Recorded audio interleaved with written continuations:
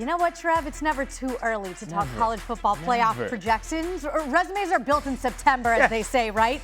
Heather Dinich, you know, she's always scheming up her latest rankings and projections. You see some of them there. Ohio State #1. You have Miami and Florida State in the top 5 for Heather. And you're projecting 5 SEC teams as it stands today. Remember, that is written in pencil for Heather. This is not permanent. But Heather, thank you so much for joining us. And you look at those rankings, and I spy at #2 the Miami Hurricanes, who've made their way to the top. What have you seen out of the Canes so far this season?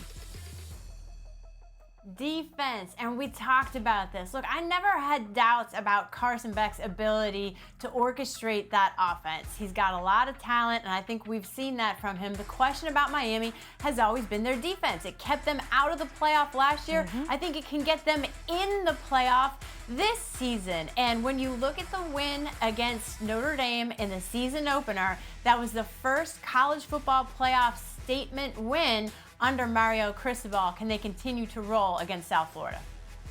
Love what they're doing on the line of scrimmage, particularly the run game, supplementing Carson Beck's arm beautifully. But speaking of season opening statement wins, enter Florida State, who you have in that top 4 slot right behind, I want to make sure, LSU, and just ahead of Oregon. The lowly Seminoles, 2-10 last year, now top 4. How did we get here, Heather?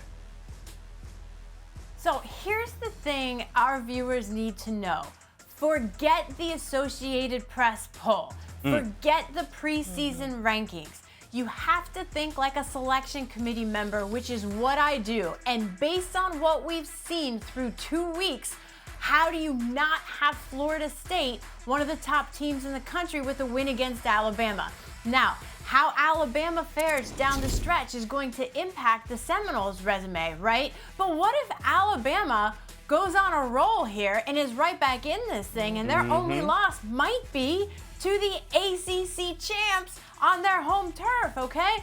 So Florida State, that was not a fluke win against the Tide. I think when you look at them and the talent that they have all over the field, you've got to forget last year. Mike Norvell's trying as hard as he can to make people do that. But you have to evaluate the teams on what we are seeing at this moment. I love that point. Think like the playoff committee would think. Reset it every week. Yeah, reset it every single week. And listen, you don't have to debate me on where Florida State stands. I'm a happy alum over here. All right, as for the Clemson Tigers, they're not in your top 12 currently, and they do only have 1 loss on the season to a really good LSU team. They did struggle against Troy. Why was that enough for you to drop them out today?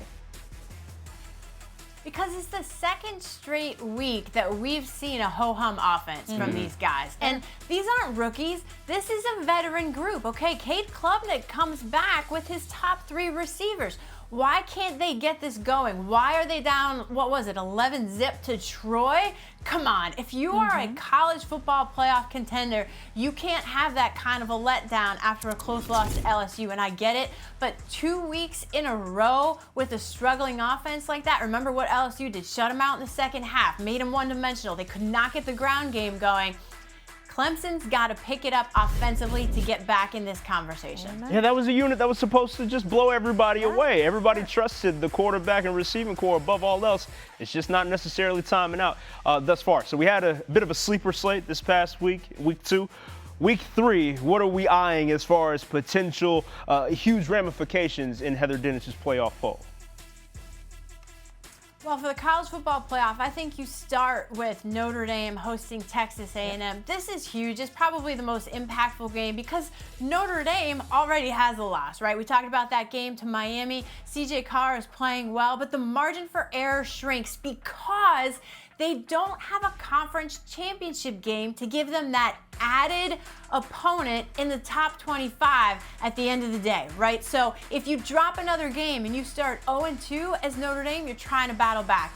Then real quickly, I would hit Clemson, Georgia Tech. For all the reasons we talked about Clemson, they cannot afford an upset in this one. And Georgia Tech could be that sort of sleeper pick in the college football playoff. If they have Haynes King healthy, he is a tough QB. This is a team that might be able to surprise some people if they get this one against Clemson. And finally, that South Florida-Miami game is huge for the Group of 5 conference race. The Bulls are coming out hot, and they look really good in terms of being the leader in the clubhouse. for a college football playoff spot as the 5th highest ranked conference champion. If they are able to somehow beat Florida, beat Miami, win the unofficial state title in the Sunshine State, no other group of 5 teams is going to surpass that resume, but they've got to win the American Conference. No, I think it's fantastic to watch. Are you wearing South your Florida. USF That's green right. too? Is that what's going on over here? You know what? It sure is. I'm a Bulls fan as of now. Heather Dinich, we appreciate you. We were always a fan of you. We'll talk to you again soon. Thanks, Heather. Thanks, guys.